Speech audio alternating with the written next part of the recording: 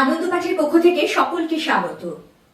তোমাদের উচ্চ মাধ্যমিক পরীক্ষা একদম কাছে এসে গেছে, তাই তোমাদের উচ্চ মাধ্যমিক বাংলা সাহিত্য থেকে কিছু সিলেক্টেড অর্থাৎ নির্বাচিত প্রশ্ন নিয়ে আজকের এই ভিডিও, যাকে তোমরা বলতে পারো লাস্ট মিনিট সাজেশন।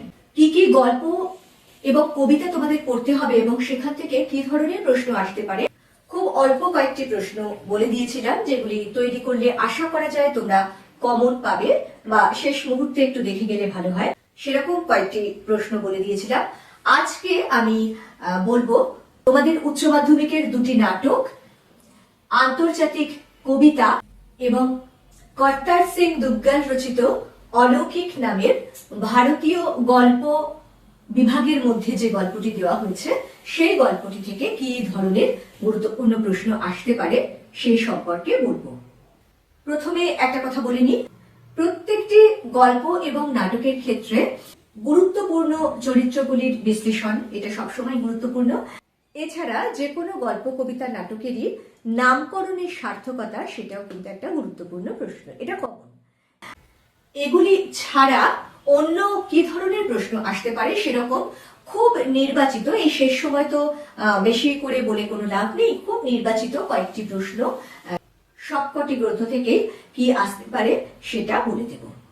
মূল আলোচনা শুরু করার আগে প্রতিদিনের মতো বলে নিই, যারা এই চ্যানেলটি সাবস্ক্রাইব করেছো তাদের ধন্যবাদ, যারা এখনো সাবস্ক্রাইব করোনি তোমাদের যদি এই ধরনের আলোচনাগুলি ভালো লাগে এবং এরকম আলোচনা আরো বেশি করে পেতে চাও, তাহলে আশা করব লাইক, শেয়ার ও সাবস্ক্রাইব করে পাশে থাকবে।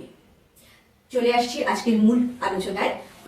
প্রথমে আসবো শম্ভু মিত্র রচিত বিভাব নাটকটি থেকে কি ধরনের প্রশ্ন আসতে পারে সেই প্রসঙ্গে। প্রথম প্রশ্ন, অনেক ভেবেচিন্তে আমরা একটা প্যাচ বের করেছি। আমরা বলতে কাদের কথা বোঝানো হয়েছে? তারা অনেক ভেবেচিন্তে কি ধরনের প্যাচ বের করেছিলেন এবং তা কতখানি সফল হয়েছিল, তোমার নিজের ভাষায় বর্ণনা করো। দ্বিতীয় প্রশ্ন, এই পড়ে বুকে ভরসা এলো কারণ সাহেব একে সার্টিফিকেট দিয়েছে, প্রসঙ্গ নির্দেশ করে তাৎপর্য ব্যাখ্যা করো। তৃতীয় প্রশ্ন, এমনি সময় হঠাৎই এক সাহেবের লেখা পড়লাম। এমনি সময় বলতে কোন সময় বা কোন পরিস্থিতির কথা বলা হয়েছে? যে সাহেবের কথা বলা হয়েছে তার নাম কি? তিনি তার লেখায় কি বলেছিলেন? চতুর্থ প্রশ্ন, পৃথিবীতে সবচেয়ে পপুলার জিনিস হচ্ছে প্রেম। বিভাব নাটকের পরিপ্রেক্ষিতে উদ্ধৃতাংশটির তাৎপর্য বিশ্লেষণ করো।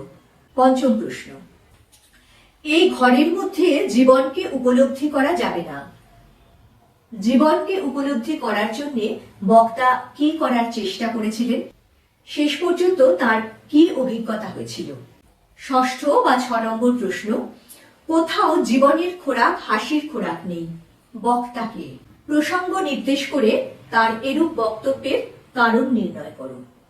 সপ্তম প্রশ্ন, এবার নিশ্চয়ই লোকের খুব হাসি পাবে, এ কথা বলতে লেখক কি বোঝাতে চেয়েছেন তা প্রসঙ্গ নির্দেশ করে ব্যাখ্যা করো। এবারে আসবো অজিতেশ বন্দ্যোপাধ্যায় রচিত নানা রঙের দিন নাটকটি থেকে কি ধরনের প্রশ্ন আসতে পারে সেই প্রসঙ্গে। প্রথম প্রশ্ন, আমি রোজ লুকিয়ে লুকিয়ে গ্রিন রুমে ঘুমোই চাটুজ্জে মশাই, কেউ জানে না। বক্তাকে, চাটুজ্জে মশাইকে তার প্রত্যেক দিন গ্রিন রুমে ঘুমানোর কারণ কি ছিল ব্যাখ্যা করো। দ্বিতীয় প্রশ্ন, দেয়ালে অঙ্গারের গভীর কালো অক্ষরে লেখা আমার জীবনের 45টা বছর। নানা রঙের দিন নাটকটি অবলম্বনে উদ্ধৃতাংশটির প্রসঙ্গ নির্দেশ করো এবং অন্তর্নিহিত অর্থ ব্যাখ্যা করো। তৃতীয় প্রশ্ন, একদিন একটা মেয়ে থিয়েটার দেখে প্রেমে পড়লো আমার। কার প্রেমে পড়েছিল? বক্তা মেয়েটির রূপের যে বর্ণনা দিয়েছেন তা ব্যাখ্যা করো। তাদের এই প্রেমের পরিণতি কি হয়েছিল?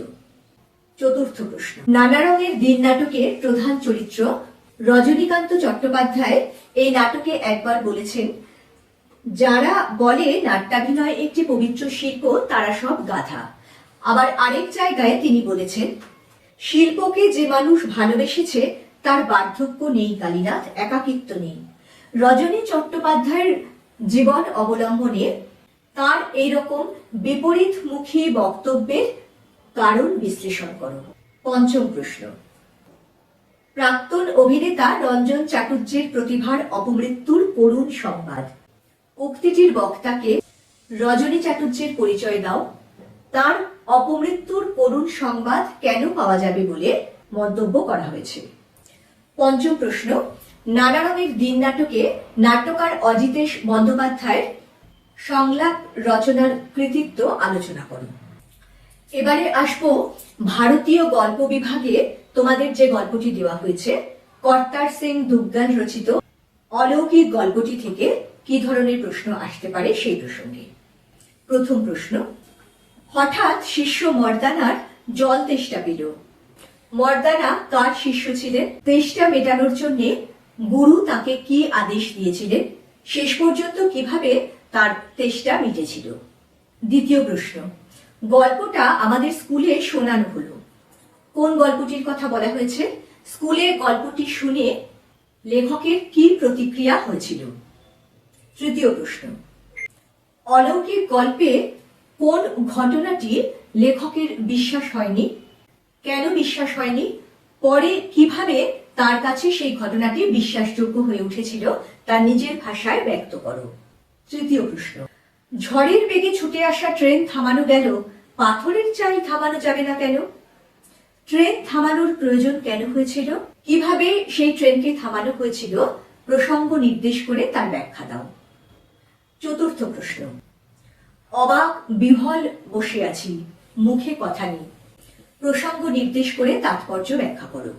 পঞ্চম প্রশ্ন, চোখের জলটা কাদের জন্য? বক্তা কাদের জন্য চোখের জল উৎসর্গ করেছিলেন? যে ঘটনার পরিপ্রেক্ষিতে তার চোখে জল এসেছিল সেই ঘটনাটির সংক্ষিপ্ত বিবরণ দাও।